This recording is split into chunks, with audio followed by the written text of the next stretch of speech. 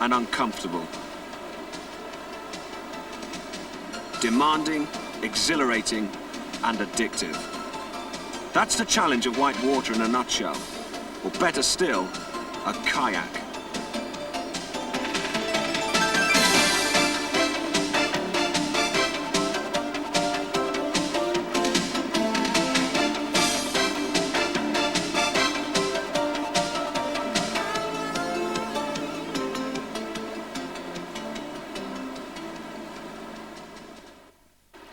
We'll start at the beginning, or almost. A calm stretch of Norwegian river lies ready and waiting. You already have some basic knowledge of canoeing, simple strokes, safety routines, essential equipment, and now you've applied for a course in whitewater techniques. But there's no way you'll be dropped in at the rough end. That'll be foolhardy, probably terminal. You've got to work your skills up stage by stage, and there's a great deal to learn. And the first is how to apply those basic strokes to the river itself. You're finding that it's not a case of fighting the river. That wouldn't be sensible. It's stronger than you are. But of reading what the water is up to and using its eddies and flows to your own advantage. With practice, the kayak will become an extension of your body, giving you remarkable maneuverability in all states of water. So here we go, 2 instructors and 2 students. Upstream, paddling hard, twisting the body at each stroke to augment the power of the arms. Then the nose of the kayak breaks through the line of eddies that separates the slow water from the tongue of fast-flowing current. A touch of paddle, a lean into the turn downstream, and round you go, full breaking in. But you need to break out of the main current. You want to get to the still water by the far bank so that you can move upstream again. Angle carefully through the eddy line once more, a touch of paddle, she swings, and you're safely in. These S-turns are the very foundation of whitewater technique. Paddle for the eddy, that's it. Sweep, strong sweep. Take, and sweep on the way in, Scott.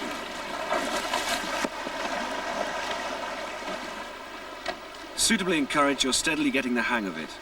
But it's really quite difficult. The kayak has no directional stability. It responds to the slightest influence. You have to exert full control at all times. Lose concentration and you'll be back to front, sideways, or even upside down. Knowing the strokes, like the sweep stroke and the brace, is one thing, but applying them correctly is quite another. Yet with skill and experience, they can be merged into one continuous flowing movement. And here's a useful exercise for accurate boat positioning and balance, the eddy line spin. By using the difference in water speed on either side of the eddy line, assisted by deft placing of the paddles, the kayak can be made to spin with little effort on your part. This precision of control will prove extremely useful when you progress to more difficult, less predictable waters. Your instructor said again and again, it's getting the sweep stroke right that matters most. It's really modified forward paddling, but you sweep the paddle round in a wide arc, with extra movement at the end of the stroke to twist the kayak round. As the blade grips the water, you apply the pressure through the feet, knees, arms and trunk. You ache to begin with, but the body quickly adapts to the movement. If you practice and practice, that is. You have to be fit to kayak. Good sweep stroke. Penetrate. Okay, Hutch, watch the angle. And here's the kayak equivalent of the handbrake turn. You set the boat running with fast forward paddling, then modify the outside stroke into a sweep and plunge the inside paddle in like a water brake. That's called applying the bow rudder. It may look easy, but it's really a complicated series of movements that cause your body to unwind like a spring, twisting the kayak round.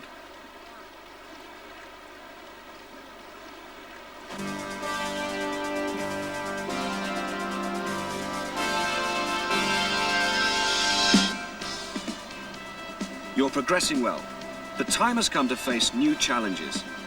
The greater your skills, the whiter the water needed to develop them still further. It's going to be the same maneuvers again, the sweep stroke used to initiate the S-turn, but the water conditions will make things a lot more difficult and a lot more enjoyable if you keep your cool and do it right.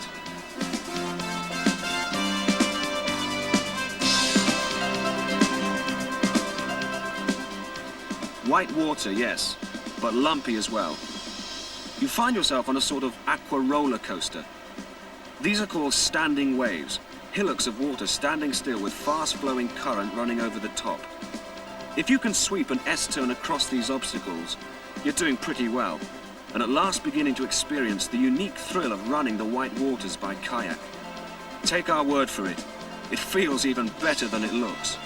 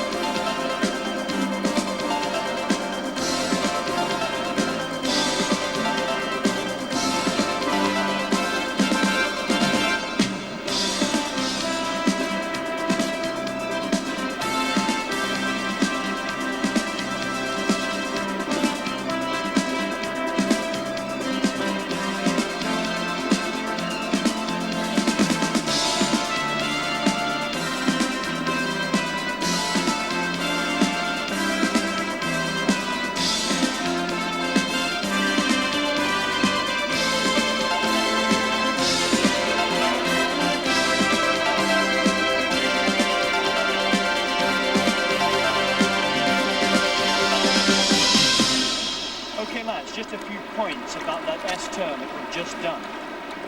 Hutch, if you could remember with that bow rudder, particularly on the breakout on the opposite side of the rapid, constantly you bring your forearm across here, across your throat, yeah?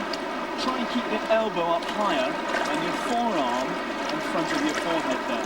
Puts the paddle in a much better position, okay, for that stroke. And Scotty, as we said again earlier, try and penetrate the flow a little bit higher and a bit faster. And again, when you break out of the flow into the eddy on the other side. Right, let's go and have a go at the high cross now, okay?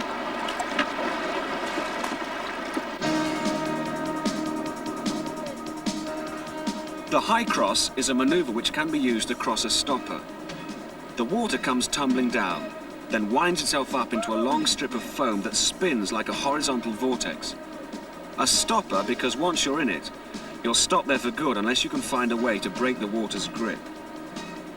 But this is quite a small specimen, promising exhilaration and fun in reasonable safety. And of course, new opportunities to develop your balance and boat control in difficult conditions.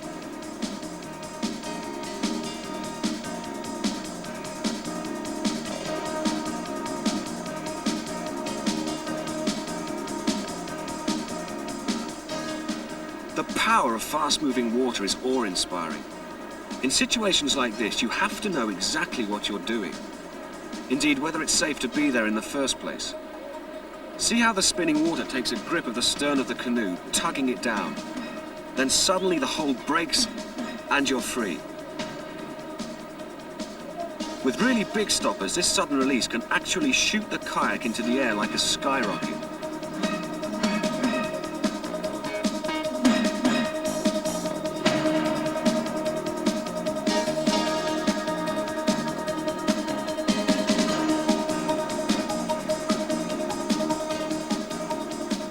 Beware, the biggest stoppers can also drag you under for keeps and are best avoided, even by experts.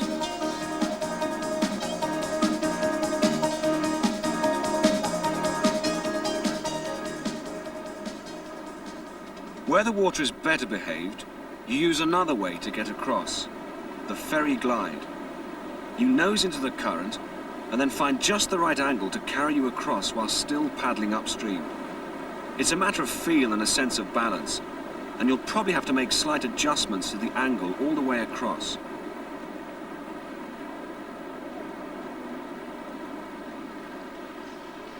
A moment for rest and relaxation.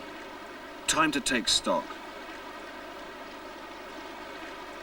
Scotty is the least experienced of the four. He needs to develop confidence as well as technique. However, he is a thinker, and he's beginning to get a good understanding of how white water behaves and how to turn its power to his advantage.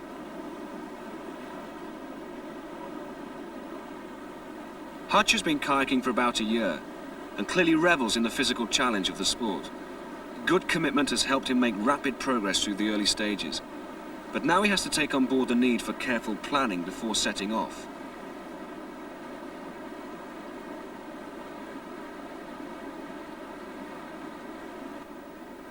Mike is a qualified instructor, but it is some time since he was last in a kayak on white water. He is an accomplished all-round sportsman and isn't finding it too difficult to get back on form. Chaz is the strongest and most experienced canoeist in the group. He has paddled extensively in Britain and is very familiar with the rivers of southern Norway. As a qualified British Canoe Union coach, he has reached the highest level in teaching whitewater kayaking. This then is our group. 2 instructors, 2 students coming on strong. 2 teams ready to tackle the rapids ahead. How's it going today, Hutch? How do you feel? Oh, not so bad. A bit stiff across the back, but get half an hour in the water, do a quick warm up, should be okay. Yeah. I think yesterday was quite a long, hard day, wasn't it? Very hard, yeah. Well, you can see as the course is progressing, the water is getting bigger and harder. Mick? Working out pairs, Hutch with Charles, Scotty and myself, right? And what we'll concentrate on is picking the line down the water. So we'll pick 2 separate different lines and we'll stick close by each other, just watching each other, right? So that's what we'll do. Well, Mick, shall we go down and have a look at the rapid that's down there then? Today's challenge, and the best route is carefully worked out. Scotty and Mike come first. Pacing is going to be everything here. The trick is to let the boat run. That is, make use of the fact that it will tend to sense out the best line of its own accord, being naturally drawn to the waters that flow easiest. This is valuable, helping you conserve energy for moments when you'll need every ounce of strength in your body, perhaps an emergency when life is at stake. It's always sensible to try and pace yourself so that you arrive at your destination with a little energy left in reserve.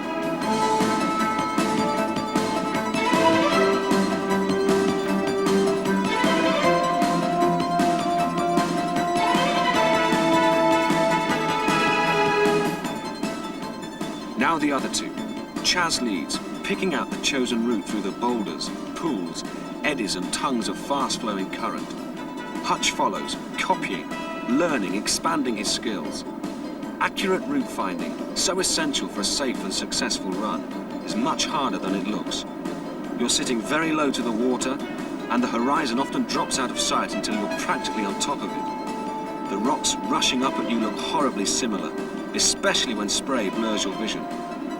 And yet you still have to see ahead, anticipating the obstacles coming your way, selecting the right strokes to get you through. Okay, lads, that was quite good, yeah? This time we'll go back up onto the top rapids, and what I want us to concentrate on this time is breaking in and breaking out, following my line and Mick's. Okay? Right, let's go then. So it's up to the top again, but this time there's no way the boat is to be allowed to steer its own course. The 2 instructors deliberately break in and out of the fast-flowing sections of water, and the students must follow. This is their toughest test yet, calling heavily on skill and stamina. Angle of entry has to be exactly right, timing of strokes spot on. Get it wrong